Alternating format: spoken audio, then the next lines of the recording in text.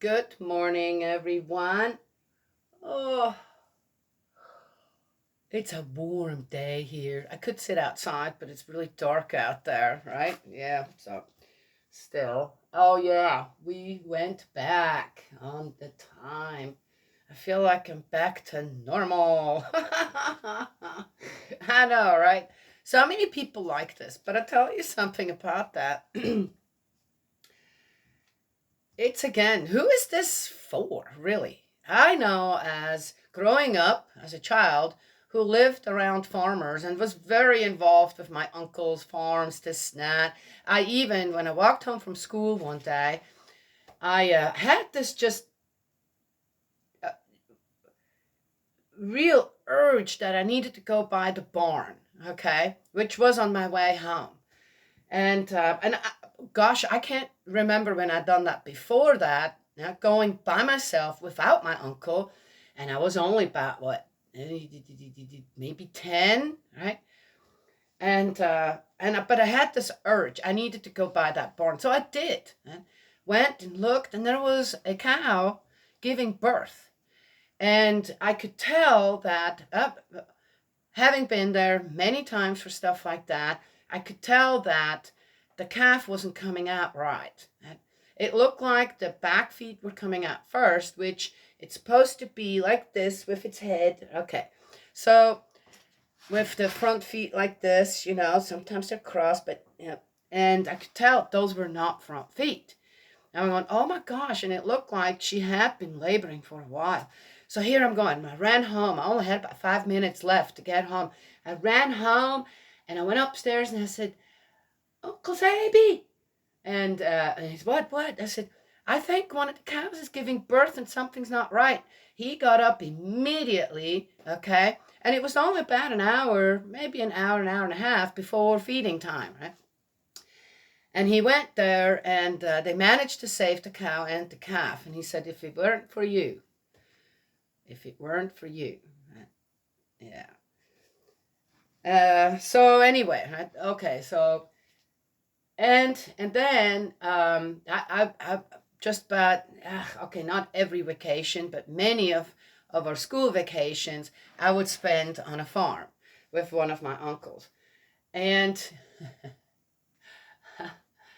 uh, I remember I wanted to go out to the barn in the morning, right? My uncle got up at 3 o'clock in the morning, okay? All right? Had breakfast, this, that, and his wife was up as well, and then went to the barn by 4 o'clock, right? Because he had all them cows to milk, and I remember he had one machine, right? And then he did himself. And so it took a while.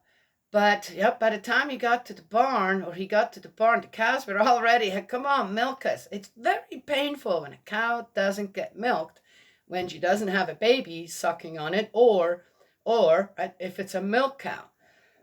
Their udders get huge, okay, and it's painful for them, and they'll start mooing with pain if they're not taken care of. So I remember there was two or three times I actually managed to get up, then get to the barn, help with the feeding, the hay, the snap, which you did first, okay? Oh, the milking would already start, but with the one, he may have had two machines. I can't remember now. And I remember just laying in the pile of hay and going back to sleep. Anywho, so now you have this time change. What did I just tell you? So now my uncle has to get up at 2 o'clock in the morning, right? And have to be at 3 o'clock in the barn with the time change, right? Until, maybe 5, 10 minutes over, a couple of weeks, 3 weeks to kind of adjust the cows. Then he has to do that again, per se, or go later. Oh, okay, now he can go later again, right? Well, anyway, it's a mess for farmers. From what I've seen, even here with the goats, it's a mess. The animals they don't know. Oh, yeah, yeah, yeah, I got the memo. Yeah. Yeah. So it's not, no, it's, uh-huh. Also, morning time for farmers is you get a lot done. This now it's just one of those things. Okay, Well, anyway, so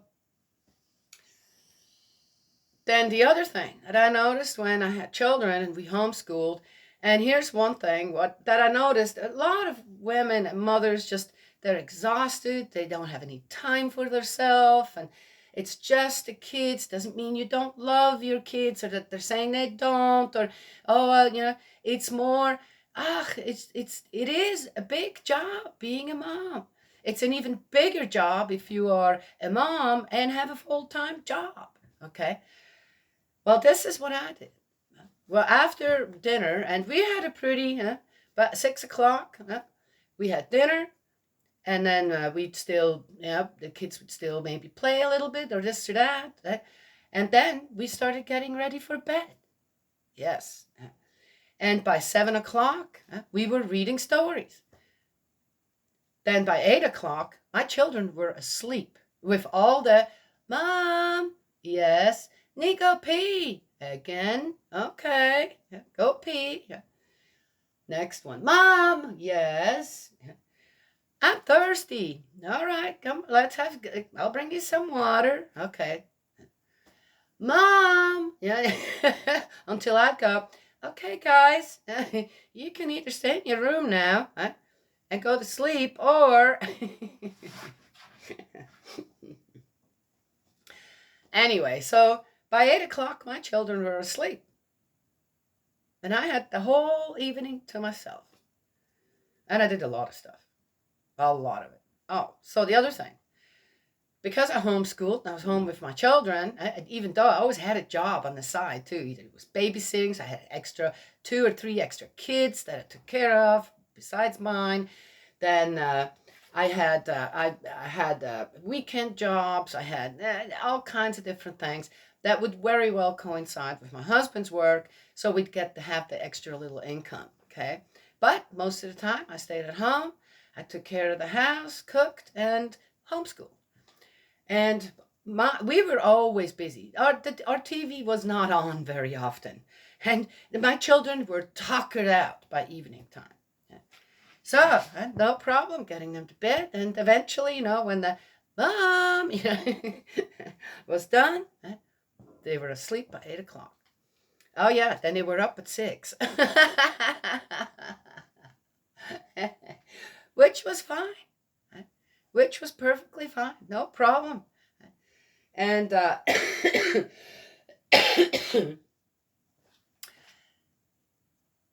but when they started the time change, right? When that all happened, again, every year, it's like, Mom, it's still daylight. Why do we have to go to bed? Oh. Right. So right there, too. There is a certain disruption going on every time we spring ahead. Once we go back again, things just are normal again. But to change that, the sundial, the natural order of the sundial, when it comes to all that, and we attached numbers and a time to it, that's destructive. I'm not sure if people actually get that. I wonder if one were to do a study on when this all started with the daylight savings time, on how actually the depression and certain other things in people increased, rather than, oh, we have this extra hour of light. Really? So again, why? Because in important areas, it's really not good, not helpful for everyone involved. So what do? I got really dark curtains for my children's rooms, so I could close them up, and then and they kind of don't. They were little enough. They didn't really realize that what I was doing, kind of tricking them a little bit, because then we had the story time, and of course they said. And here's the thing: it didn't matter if they went to bed an hour or 2 hours later; they'd still be up at 6 o'clock. Now tell me, unless your child goes to bed at midnight or 1 or 2 o'clock in the morning, which seems to be kind of a normal thing these days, then they'll sleep till 10 or 11, maybe. Maybe. But really, when it comes down to it, it's not. This is not ideal. this time changing stuff. And I heard, so now the next time we go ahead, that won't change. How long is it going to take until someone says, hey, let's, which actually I already heard and made a video of, hey, let's just spring ahead again and do the fallback again, right? What? Until what? You're all around the clock or something? Okay, how does that make sense? Anyway, so there it is, right? Okay, well, people do whatever they want, but when it comes down to it, how organized are you within your family so that as a woman, as a mother, and working, right, or not, just a mom, how do you get that extra time that then you can just, I've got about 3 hours just to myself before I'm going to fall into bed, right? And I can do whatever I want. Read, knit. Oh my gosh, you guys don't even want to know. I had a little clothing business as well. Now for children, little quilted clothes. Oh, people loved them. Made a lot of money with that too. Yeah, that's because I had another friend helping me with, so she kept me from giving them away. Okay. So sometimes sewed until midnight, 1 o'clock in the morning, and was up again at 6. But I was fine.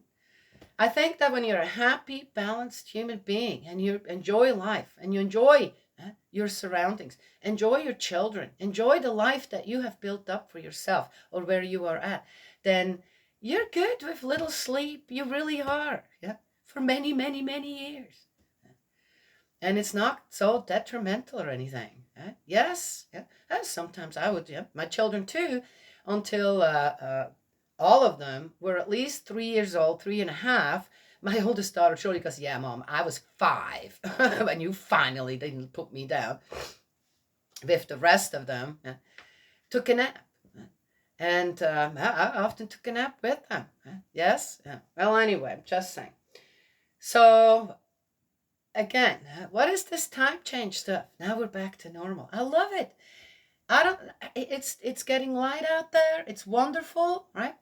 It's getting light out there, whereas before it was still dark, kind of. Yeah. Now it's getting light. I don't mind it getting dark early outside. It doesn't matter to me at all in the evening. And anyway, so has it really? Was this a good idea years and years and years ago when someone came up with this idea, or not?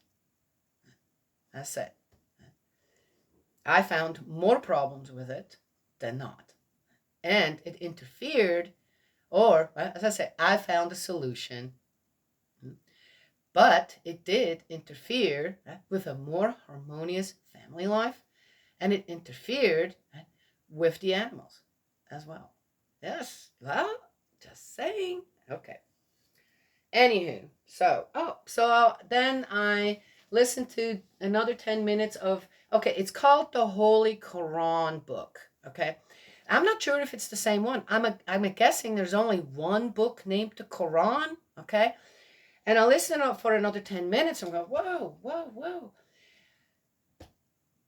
All I can say is, I grew up in Switzerland, in Europe, and even as a child, so what was I, 8, 9, 10 years old, when you started hearing about the Middle East and the threat that the Middle East is constantly to everyone, just and of course, as a child, what you hear is what you process when it came to that. So, the Middle East, just bad people. They're just bad people. They're bad people who want to come and kill you. And once I realized, they're bad people who want to come and kill you, right? Because you don't believe what they believe. And then what do they believe? Well, and it was just this kind of constant dark cloud that seemed to loom, right, over everyone when it came to, are we safe from the Middle East? Or, right, are these crazy people eventually going to push some button or or show up in big numbers and blow themselves up amongst us? Okay, that's when I was a child. then growing older, yep, it's like it's almost as if you just don't want to know about it. You just yeah. Why are these people so crazy at a time like this? And then when I joined the Unification Church, it's a big mix of all different kinds of people there, and I got to meet some imams and stuff like that. And they gave speeches, their prayer breakfasts and this and that. And I got to see a completely different side of a people in a way. Well, so did I not go? No, I didn't. Why would I go and study up on a people someplace, that what for? Trying to understand why they're so in their own country, kill their own people if they don't believe what they believe, or have the women so hooded up in this and that, or the women aren't allowed to do this, aren't allowed to do that, da, da, da, da, da, I don't know what, just because of what in a time like this. Then the terrorist attacks. I mean, it's like you're just not. Why would anybody want to spend time getting to know people like that, right? Just saying. I'm giving a perspective that I had. And then, when I heard these imams talking, and I'm going, oh, wow, wait a minute. Islam seems to be a completely different thing than what we were kind of told what it is. Okay, told what we got from the Middle East. What the Middle East told us who they were, what they believed in, and what they got to do under the name of Allah, right? And so it was interesting. And, there are still things I've said, well, that's not my area to go and say anything or this or that. I mean, it's people do what they're going to do, but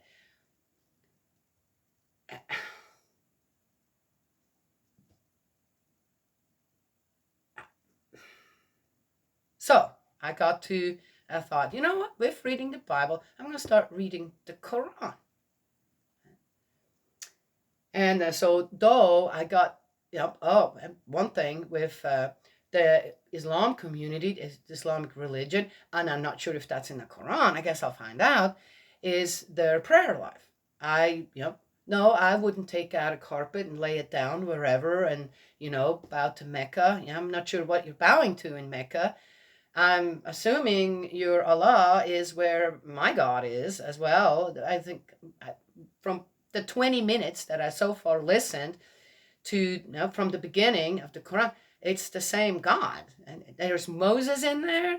There's Jesus mentioned already in the first 20 minutes, And actually, Muhammad was somewhat questioned, what are you doing?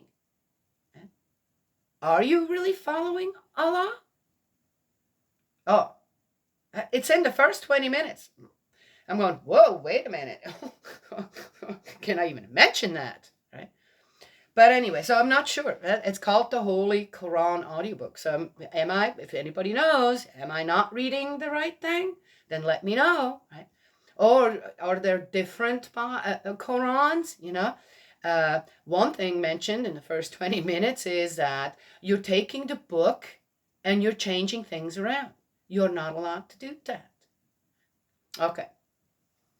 In any case, to suit your own desires. It's right there. I'm going, oh my. Yeah, I'm reading this. Going, wait a minute. That sounds the same as what I'm reading as a Christian. Oh, interesting.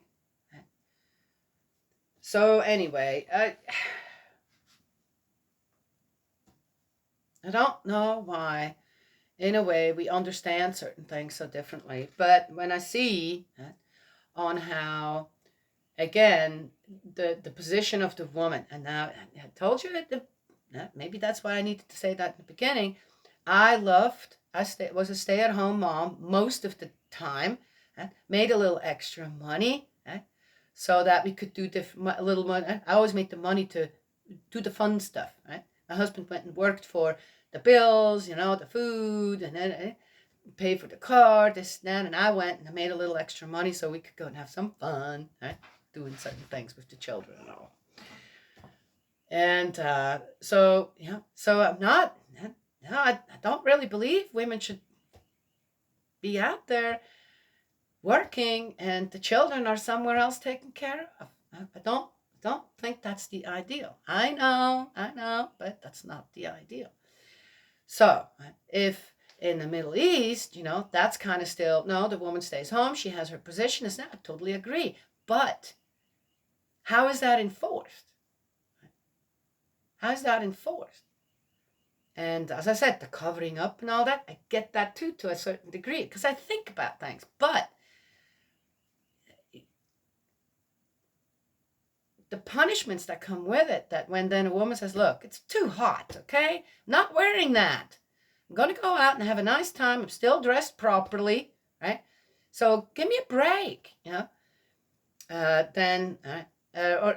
okay, just saying.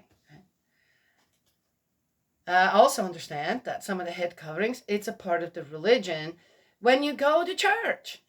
But again, when I see women here in our country having all this stuff, I'm going,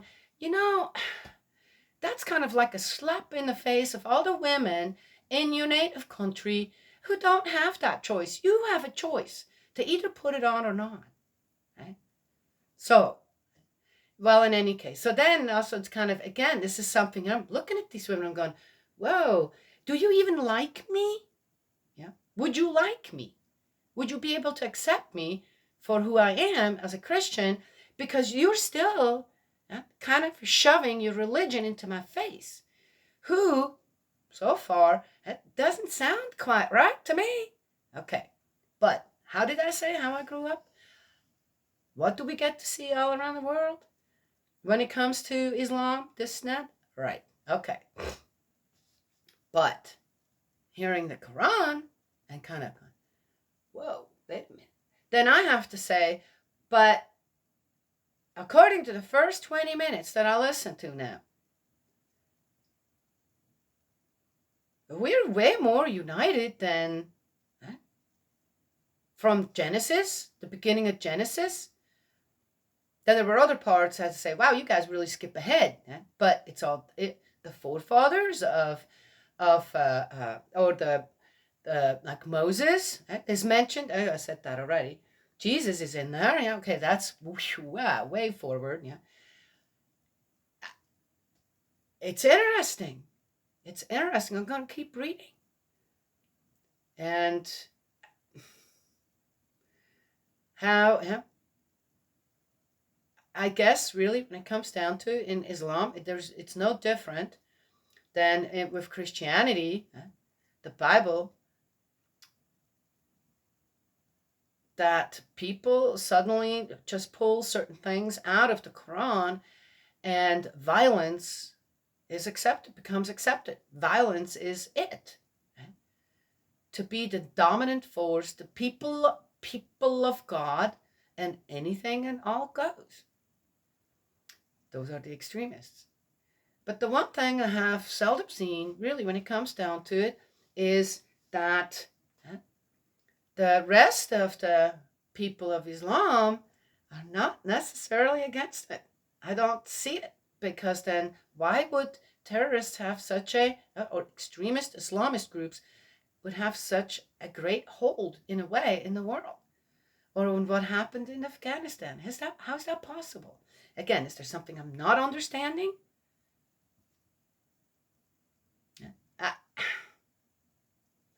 But if it is about religion, if it is about the belief, then the Quran is telling something completely different than, I'd say, what most people perceive the Quran and Islam to be around the world. Kind of sad. It's really sad. Yes? Well, anywho. Yeah, when it comes down to it, it's always about power, greed, and money, right? Yes? Yeah. And how best so? Well, No. We're believing just fine, right? But we're doing the right thing, and we're peaceful, this and that, but not really doing anything against the ones that are creating terrible, horrible things. Doing horrible things around the world. Right? Yes? No, I'm just saying. Yeah, I don't know. Anywho, I'm going to keep listening to it. I think it's interesting, and not to say, oh, you just want the Quran to make now into the Bible like it is. Well, it kind of is. I mean, or maybe the Bible, I don't know which book is. I know that Muhammad wrote, that's what it says, wrote the Quran 610. He started at 610 after Christ, and until 632 or something. That's a short amount of time to write a book like that, isn't it? So, yeah, Prophet Muhammad. And as I said in the first 20 minutes there, on how Muhammad actually was taught, that seems like by God. Okay, now, wait a minute. Do not teach that. You need to, and it would also kind of explain Muhammad's position towards the Christians. Yet, again, which stories are true? Because there was a truce treaty, I believe, between Israel and the people of Islam, right? And Muhammad broke that peace treaty, or the what do you call it? You know, when they take some time off, before they start shooting against at each other. It was supposed to be 2 years, so they could reorganize themselves again. Yeah, grow some food or something. And he broke that promise, and it was interesting to hear about that. That was some years ago. Now I wonder, was that true? Did that actually really happen? Or, okay, right? Why can't the people of the world, just work together, right? Well, anyway. Okay, 31 in Genesis. Jacob's flight. Jacob learned that Laban's sons were saying, Jacob has taken everything that... Guys, what's going on here? What did I just...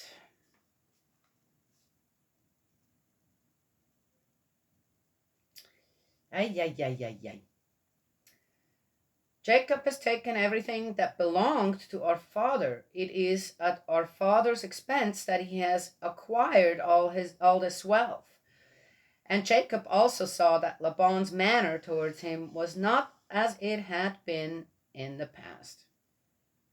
Yahweh said to Jacob, go back to the land of your ancestors where you were born, and I shall be with you. Interesting on how, as long as Jacob worked for Laban, right, and helped him increase his wealth, everything was fine, right? Yes, yeah. And nobody had anything to say about all the whole hard work. And then when Laban said, okay, so you want to leave, and so what do you want me to pay you? And Jacob says, well, I'll tell you what. Right? Since I helped you increase, that was in 30, by the way, then I would like to have a certain type of sheep with certain colorings and goats with certain colorings, right? And then they both kind of tried to trick each other. Right? And Laban realized, okay, and the sons, I'm sure the other sons of Laban were kind of watching what's going on, and realized that, he's going to walk off with a lot of stuff.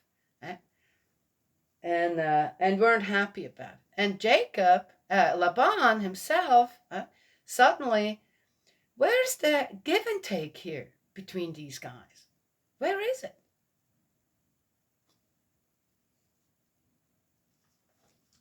Kind of sad.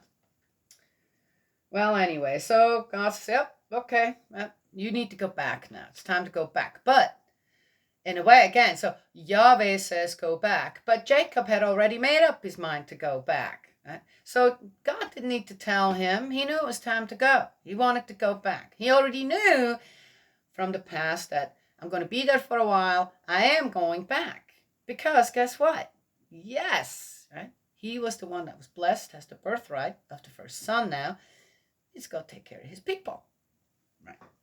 He didn't forget about that. That's a good one. Someone reminded me of that that I shared it in a comment. Anywho, so again, right? But we have to throw God in there, who. Okay, I'm just saying, right? Yes, it sounds better, right? If God talks to Jacob and gives him directions, right? But Jacob already knew from his heart to mind. He already knew. Right? God didn't need to tell him again. Okay, but there we go. All right. So Jacob had Rachel and Leah called to the fields where his flocks were. And he said to them, I can see that your father's manner towards me is not as it was in the past. But the God of my father has been with me. There we go.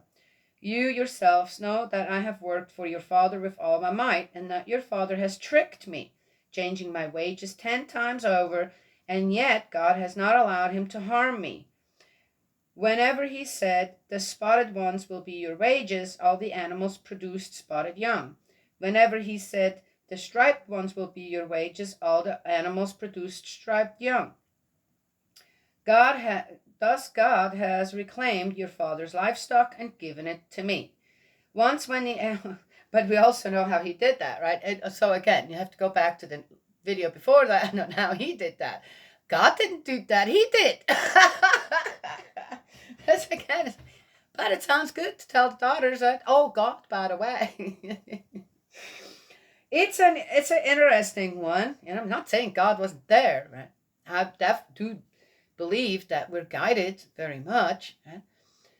But I don't understand why I lie about it. I said, well, your father tried to trick me, and I kind of tricked him back. Why not say that?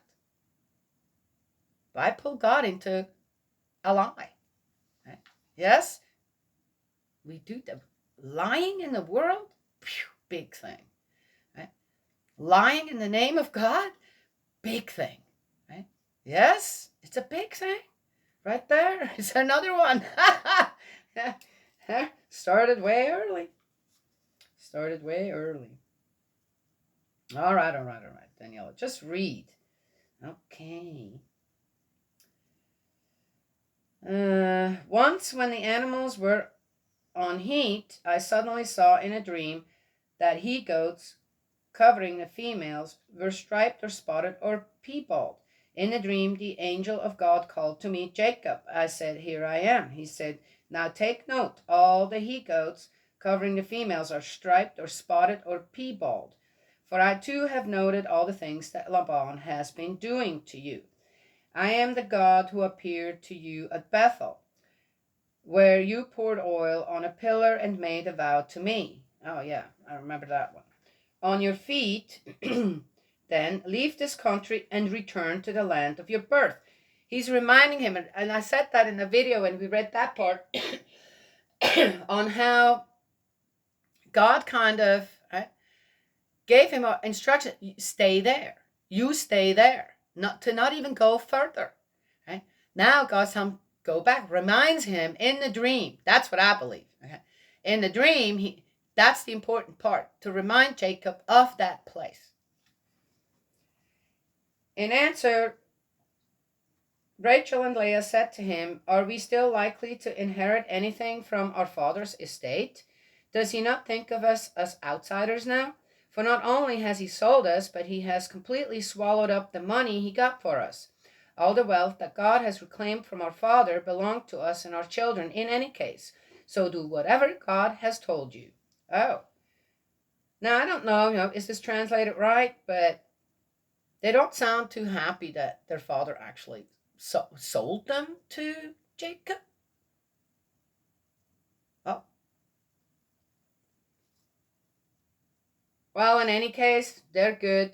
They're good with it.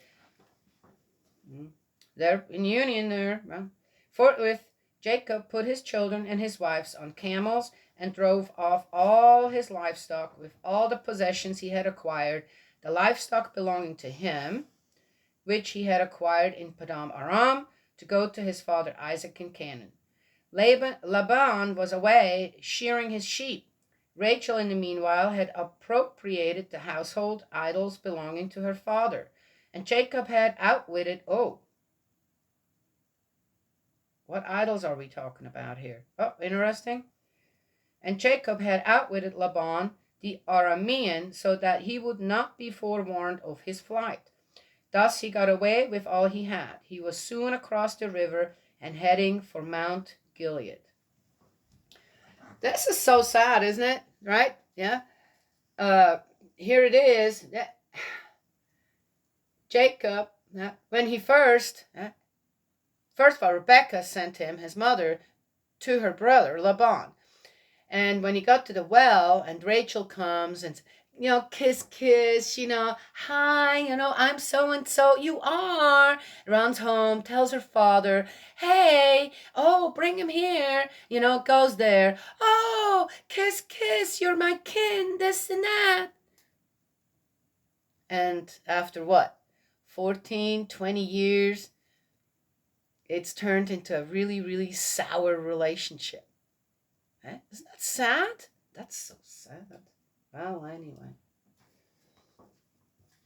Out of greed and jealousy and, right? Yes, over material things, basically. That's so sad. Laban pursues Jacob. 3 days later, Laban was told that Jacob had fled. Taking his brothers with him, he pursued him for 7 days and overtook him at Mount Gilead. His brothers, sons or brothers? If his brothers, I guess whoever in the... Well, anyway, how many did he take with him? Okay, does it matter? No, not really. The relationship stuff here is just kind of who is who, what brothers we're talking about. Well, anyway. Laban said to Jacob, what do you mean by outwitting me and then carrying off my daughters like prisoners of war? Wait a minute. So if you were married off, what is he saying here? How was that at that time? So if you're married off from your parents as a woman, you still belong to the parents? Or do you belong now to the husband? Oh. Well, it's very clear later on. It says something in there, so, man, kind of messed up all this, right? Or, as I said, people just twisting things around and saying, did you take... He needed a reason to stop him, right? So are you kidnapping my daughters? No, they're my wife's, right? Well, anyway. Nonsensical stuff, things that don't make sense in any way. Why did you flee in secret, stealing away without letting me know, so that I could send you on your way rejoicing with songs and the music of tambourines and harps? Oh, looky here, who's turning the tables. It's almost like they have a volleyball and one shoots it over the net and then, caught you. Here we go. Yeah. Pretending again now? Oh, gosh. It's all in here. How it all started. You did not even let me kiss my sons and daughters. Sons? You mean grandsons? You have behaved like a fool. Oh, yeah. Oh, now talking down to him. It is in my power to harm you, but the God of our father said to me last night, on no account say anything whatever to Jacob. No, now it may be you really went because you had such a longing for your father's house, but why did you steal my gods? Oh! The idols, remember you guys? Jacob answered Laban, I was afraid, thinking you were going to snatch your daughters from me. No, he wasn't. No, they were more worried about the goats and the sheep than the girls. Oh my gosh. Oh my dear me. But whoever is found in possession of your gods shall not remain alive. In the presence of our brothers, examine for yourself what I have, and take what is yours. Now Jacob did not know that Rachel had appropriated them. Well, who did they believe in? Was Rachel also believing in other gods? I guess. Why would she take them? Oh, interesting. Who did Laban believe in? Yet he has a dream of his God, of Jacob's God, not to harm him, or say anything to him. That's a weird, so weird, so weird. It's just weird. Laban went into Jacob's tent, and then into Leah's tent, and the tent of the 2 slave girls, but he found nothing. He came out of Leah's tent and went into Rachel's. Now Rachel had taken the household idols and put them inside a camel cushion and was sitting on them. Laban went through everything in the tent, but found nothing. Then Rachel said to her father, "Do not look angry, my lord, because I cannot rise in your presence, for I am as woman are from time to time." Laban searched, but did not find the idols.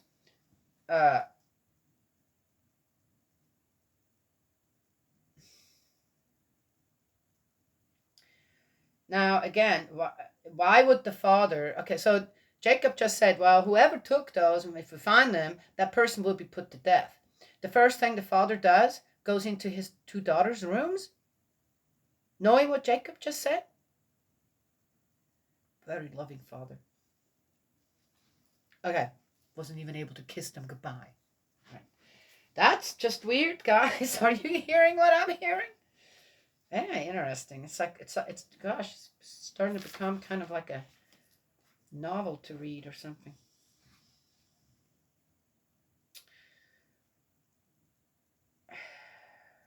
Then Jacob lost his temper and took Laban to task. And Jacob said to Laban, "What is my offense? What is my crime? For you to have hounded me like this. You have gone through all my belongings. Have you found anything belonging to your household? Produce it here in the presence of my brothers and yours, and let them decide between the 2 of us. In all the 20 years I was under you, your ewes and your she-goats never miscarried, and I never ate rams from your flock. Those mauled I never brought back to you, but bore the loss myself.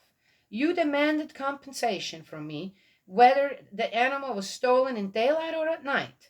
In the daytime the heat devoured me, and frost at night. I never had a good night's sleep. It was like this for the 20 years, I told you, I spent in your household. 14 years I slaved for you, for your 2 daughters, and 6 years for your flock, since you changed my wages 10 times over. If the God of my father, the God of Abraham, the kinsman of Isaac, had not been with me, you would have sent me away empty-handed. But God saw my plight and my labors, and last night he delivered judgment." So he finally said, "Hey, come on now. What is your problem?" Okay, so he doesn't know that Rachel actually, man, I'm telling you what, you got too many women as a man, you lose all oversight of things you should have oversight, right? And obviously the respect. Rachel doesn't have any respect for Jacob. She knew that her father would come after them, realizing these things were gone. Why? Why did she do that? Even though they were in agreement. Jacob asked him, "What do you think?" And both of them, Leah and Rachel, were in agreement. Right? Yes? All right. Well, I'm just saying. It's, and, seems like, okay, over the, sounded so idyllic and everything, right? Yeah, until now. And now kind of Jacob comes out with certain things that happened during the 20 years, right? Yes? Ew. Sounds to me like Laban's a bit of a creep. A treaty between Jacob and Laban. Here we go. And then you try to make peace, right? Yeah. You know, One has to, when there is two sides and there's a disagreement, and one side of it is greedy, power hungry, lies, steals, just tries to trick and cheat you out of what the agreement was beforehand, then it's very difficult to have any kind of peace or a treaty or hi boy with people like that, or to do that with, because they'll break their promise just like that, right? Whenever it suits them. The better thing is to just wait until you actually find someone, right, on that side that you're trying to, that is equally concerned and good, concerned about the people they are with, their family, this, that, right? Yes, and is truly looking for that. And otherwise, it's not going to work, because the littlest thing, right, is going to set that person off again. The littlest thing, right? To continue to disagree, to war, whatever, right? The littlest thing. That's very sad. Yet here, Jacob's trying again with Laban, yeah, even though Laban's already, how many times has Laban already broken his promises to Jacob? But here we go, a treaty again. Laban replied to Jacob, "These daughters are my daughters, and these children are my children. This livestock is my livestock." Whoa, okay then. Everything you see belongs to me. But what can I do today about my daughters here, or about the children they have born? So come, let us make a pact, you and me. Oh my gosh, that sounds like Satan. That sounds like Satan, a pact. Yeah. Right? Yeah. Oh, okay. Oh. Let's make a pact. Interesting. And let that serve as witness between us. Like that's going to do any good. Jacob then took a stone and set it up as a memorial. Jacob said to his kinsmen, "Collect some stones." And gathering some stones, they made a cairn. A cairn? They had a meal there on the cairn, and Laban called it Jegar Sahadutha, while Jacob called it Galeed. Laban said, "May this cairn be a witness between us today." That is why he named it Galeed. And also Mitzpah, because he said, "Let Yahweh act as watchman between us when we are no longer inside of each other. If you ill-treat my daughters or marry other women besides my daughters," even though no one be with us, remember, God is witness between us. Then Laban said to Jacob, "Here is this cairn I have thrown up between us, and here the pillar. This cairn is a witness, and the pillar is a witness, that I am not to cross to your side of this cairn, and you are not to cross to my side of this cairn and pillar." Boundaries were set up. And if you move across that, wow, you know what? Tell you something right now. Something just, boy, that brings the Gaza Strip to mind. Is this what this is? God Almighty, with hostile intent. Let's read that again. This cairn is a witness, and the pillar is a witness, that I am not to cross to your side of this cairn, and you are not to cross to my side of this cairn and pillar with hostile intent. You know what I think Laban was afraid of? Jacob was really successful. And Laban kind of knew, without Jacob, what? So his own sons, this and that, they were kind of useless. I don't know. Didn't know as much. Oh. Didn't care as much. Oh. And I think Laban was afraid that eventually Jacob will come back, because he's got the daughters, and so they kind of can come back and take it all. Right? Yeah, he was afraid. Why would he be afraid of that? Because Laban would do that. You see, it's true. Most of the time, you're only afraid of things like that because you would be capable of doing that. You would. Well, anyway. May the God of Abraham and the God of Nahor judge between us. The God of Nahor. That's the first time they actually mention, I know Nahor, but the God of Nahor? Who's the God of Nahor? Do you know? Bo, who's the God of Nahor? Huh? Who is that? I don't know either. No idea. Oh, well, should go and check. I'll check that out. I'll let you guys know tomorrow if you don't know either. Then Jacob swore by the kinsman of his father Isaac. He offered a sacrifice on the mountain and invited his kinsmen to the meal. They ate the meal and passed the night on the mountain. That's the end of 31. Wow, interesting, lots to say. Yeah, I have to tell you honestly, when it comes to that kind of stuff, as a woman, I think, well, not all, I get that, but me, as a woman, okay, maybe as just a person, an individual, a child of God, or a human being, but I want to say, just between men and women, me as a woman, I don't understand war. I don't get it. I don't get why we have to do that. I don't know why we have to hold on to possessions, this and that we don't need anyway. Yes? I don't, yeah, and it's not that, would I like if people were to come, just take this all away or burn it down? Or, well, no, I wouldn't like it. Yeah. But what could I do?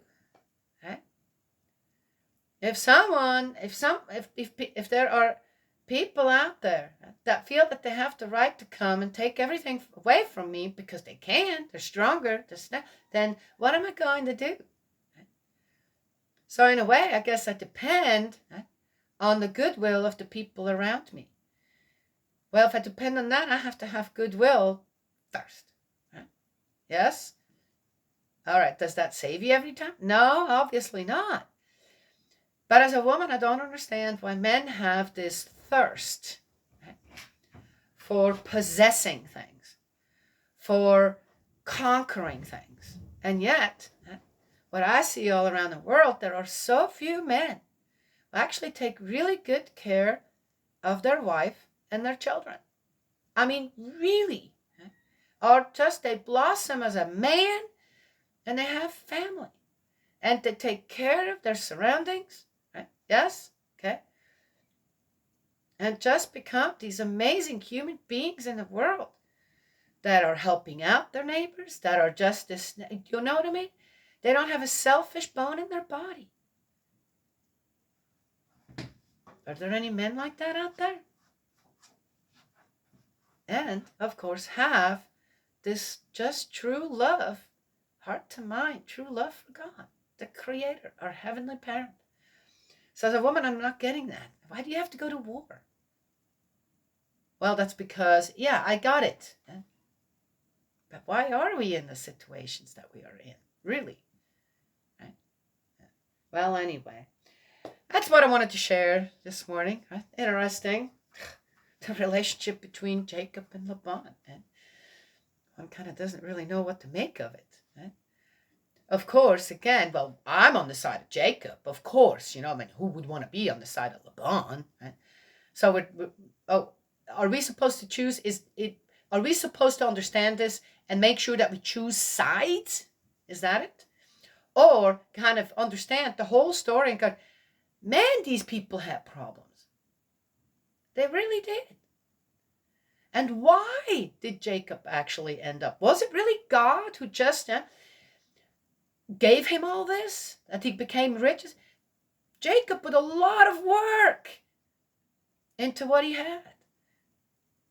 Put a lot of work into it. And that's always blessed. Of course that's blessed by God. Right? Of course. But Jacob did his part.